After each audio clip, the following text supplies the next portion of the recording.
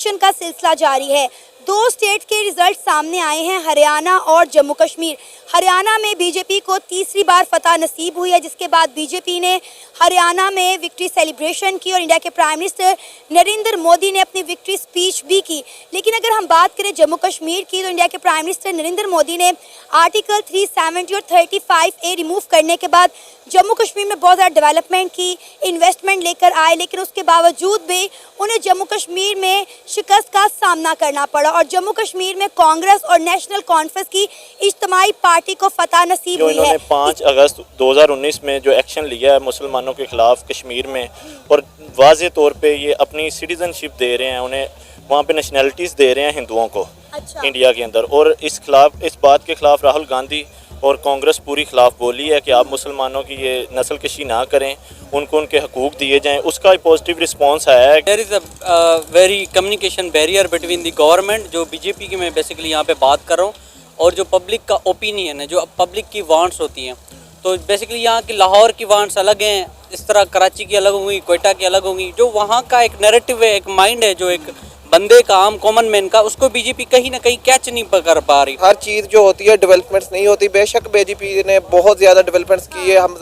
हमारी ये कश्मीर जो पाकिस्तानी कश्मीर है, उसमें ये चीज़ें करना बहुत दूर की बात है, और हम उससे तकरीबन कोई 50-60 साल पीछे हैं। अभी जो इंडियन ऑक्यूपाइड कश्मीर है, उसमें जो डेवलपमेंट हुई है वो बहुत ज़्यादा हुई हैं।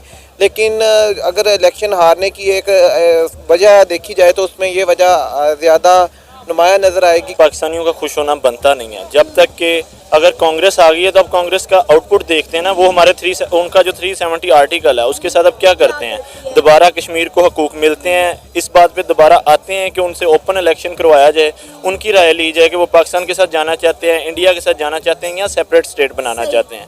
तो तब उनका पता लगेगा कि वो कैसा रिस्पॉन्स देते हैं। बाकी हरियाणा की बात करें तो उधर जो रिगिंग का उनका क्लेम भी तो आ गया है, वो अभी तक वो रिजल्ट को एक्सेप्ट भी नहीं कर रहे। It's not about the Narendra Modi, it's about India. अगर जिस तरह Pakistan is like very sad to sad that, दुख होता है कहने में, लेकिन इट्स अ फेल्ड स्टेट।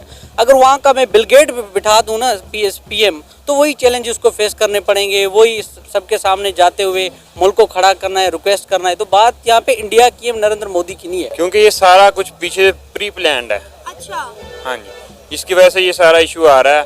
तो बीजेपी और अबू अब्दुल्ला जो है, उमर अब्दुल्ला, तो जो पीछे से इनको लाहे अमल तय होगा वही होगा। लेकिन इंडिया ने तो बड़ी एफर्ट की थी जम्मू कश्मीर में। इवन कि हमने एक वक्त था कि जम्मू कश्मीर में इंडिया के नारे सुने हैं। जम्मू कश्मीर की खवातीन ये नारा लगाती थी कि जो नरेंद्र मोदी हैं वो हमारे भाईजान। साथियों, हमारा देश भारत एक ऐसा देश है जहाँ हर साल कहीं ना कहीं चुनाव होता ही रहता है, किसी न किसी राज्य में, और इसीलिए राजनीतिक पार्टी जो है हमेशा चुनाव कराने में व्यस्त रहती है और चुनाव जीतने पर बल देती रहती है। और उसी कारण अभी जो हरियाणा और जम्मू कश्मीर में चुनाव हुआ, इसके जो एग्जिट पोल निकले थे, दोनों जगह बीजेपी को मात मिलने वाली थी। लेकिन कश्मीर में तो जीत गए कांग्रेस, लेकिन हरियाणा में उल्टा हो गया। हरियाणा में बीजेपी जीत गई और इसका मायने ज़्यादा था। हालांकि अगर इसका उल्टा होता कि अगर बीजेपी कश्मीर में जीत जाती और हरियाणा में हार जाती, तो बीजेपी को बहुत ज़्यादा नुकसान होता, क्योंकि भाई हरियाणा एक पूर्णतः राज्य है, ठीक है, और जम्मू कश्मीर अभी भी पूर्णतः राज्य नहीं है।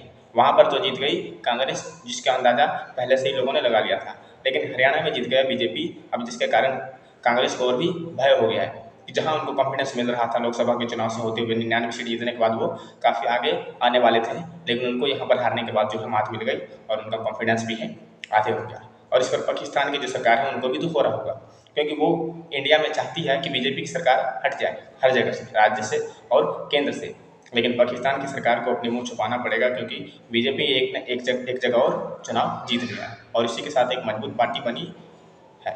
और लग रहा है कि ये आगे जाकर भी इसी तरीके से, अभी तो कुछ दशकों तक मेरे ख्याल से ये अभी मजबूत पार्टी ही बनी रही, क्योंकि पतन होने में भी टाइम लगेगा, क्योंकि इसके उत्थान में धीरे धीरे बढ़त ही हो रही है। ये अभी भी कमज़ोर नहीं हो रही है, अभी भी ये बढ़ता जा रहा है। लगातार 3 बार लोकसभा चुनाव जीतने के बाद भी अभी भी इसका जो है इसमें दम बचा हुआ है, अभी भी आगे की ओर और बढ़ रहा है। अब देखें लास्ट इलेक्शन के बाद इनका जो जनरल इलेक्शन हुआ है इंडिया में, उसके बाद राहुल गांधी साहब ने जो अपना पॉजिटिव रिस्पांस दिया था, एंटी मुस्लिम जो इन्होंने एक बयानिया चलाया हुआ था मोदी साहब ने, और उसके बाद जो इन्होंने 5 अगस्त 2019 में जो एक्शन लिया है मुसलमानों के ख़िलाफ़ कश्मीर में, और वाज़े तौर पे ये अपनी सिटीज़नशिप दे रहे हैं, उन्हें वहाँ पे नेशनैलिटीज़ दे रहे हैं हिंदुओं को, अच्छा। इंडिया के अंदर। और इस बात के खिलाफ राहुल गांधी और कांग्रेस पूरी खिलाफ बोली है कि आप मुसलमानों की ये नस्ल कशी ना करें, उनको उनके हकूक़ दिए जाएं। उसका पॉजिटिव रिस्पांस आया है कि मुसलमानों ने उनका साथ दिया कांग्रेस का। और कांग्रेस एक परमानेंट जमात है जो कि 1876 से कायम है, जो प्रॉपर काम 1876 से कर रही है। और शुरू से वो मुस्लिम और ये हिंदुओं को साथ लेके चल रहे थे। बीच में जो इश्यूज़ आए हैं फिर मुस्लिम्स ने अपने एक दो नज़रिया के तहत अपना अलहदा उनसे अपना वतन भी बनाया। उसके बाद कांग्रेस ने उन चीज़ों से सीखा और ख़ास करके जब कांग्रेस पे डाउनफॉल आया तो उन्होंने मुसलमानों को ज़्यादा पॉजिटिव रिस्पांस दिया, उनको साथ लेके चले हैं। और ये जो मोदी साहब हैं उन्होंने शुरू से मुसलमानों का कत्लेआम किया। जब वो पंजाब उधर एक स्टेट के गुजरात के वज़ीर आला थे तब भी उन्होंने मुसलमानों का कत्लेआम किया। उसके बाद उनकी स्टेटमेंट्स देख लें, आज तक एंटी मुस्लिम्स और एंटी पाकिस्तान